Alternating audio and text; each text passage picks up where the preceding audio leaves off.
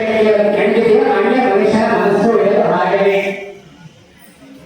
ಅಷ್ಟ ಕೆಟ್ಟದಿರುತ್ತೆ, ಅಷ್ಟು ಅಜ್ಞಾನದಿಂದ ಕೂಡಿರುತ್ತೆ, ಅಷ್ಟು ಕತ್ತಲೆಯಿಂದ ತಮಂದದಿಂದ ಕೂಡಿರುವಂತಹ ಸಂದರ್ಭದಲ್ಲಿ ಆ ದೀಪವನ್ನ ಬೆಳಗ್ಗೆ ಎಷ್ಟು ಚಂದ ಕಾಣುತ್ತೋ ಹಂಗೆ ಈ ಶ್ರಾವಣ ಮಾಸದಲ್ಲಿ ಅನುಭವವನ್ನ ಕೇಳಿದಂಗೆ ನಿಮ್ಮ ಮನಸ್ಸು ಕೂಡ ಬೆಳವಣಿಗೆ ಆಗುತ್ತೆ, ಬೆಳೆಯುವುದಾಗುತ್ತೆ.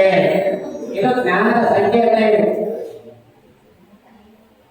ನಾವು ಹಳ್ಳಿಗಳಲ್ಲಿ ಅಲ್ಲೆಲ್ಲ ಕೂತಾಗ ಯಾರ ಮನೆಯಲ್ಲಿ, ಕಟ್ಟೆಯಲ್ಲಿ, ಓಟಲ್ಲಿ, ಬಸ್ ಸ್ಟ್ಯಾಂಡಲ್ಲಿ ಅಲ್ಲಿ ಇಲ್ಲಿ ಎಲ್ಲ ಕೂತಾಗ ಸುಮ್ಮನೆ ಕಾಲ ಕಳೀತಾ ಇರ್ತೀವಿ.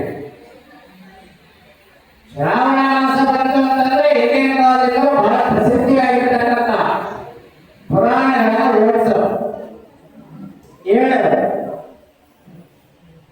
ಈ ಮಧ್ಯಭಾಗದಲ್ಲಿ ದಾವಣಗೆರೆ ಈ ಕಡೆ ಇದೆಯಲ್ಲ, ಈ ಭಾಗ ದಕ್ಷಿಣ ಕರ್ನಾಟಕ ಅಂತ ಕರೀತಾ ಇದ್ದೇನೆ. ಈ ಭಾಗದಲ್ಲಿ ಈ ಪ್ರವಚನದ ರುಚಿ ಗೊತ್ತಿಲ್ಲ. ನಿಮಗೆಲ್ಲ ಚೇರಿದ್ದಾವೆ, ಬಹಳ ಆರಾಮಾಗಿ ಚೇರು ಕೊಟ್ಟಿದ್ದೀರಿ.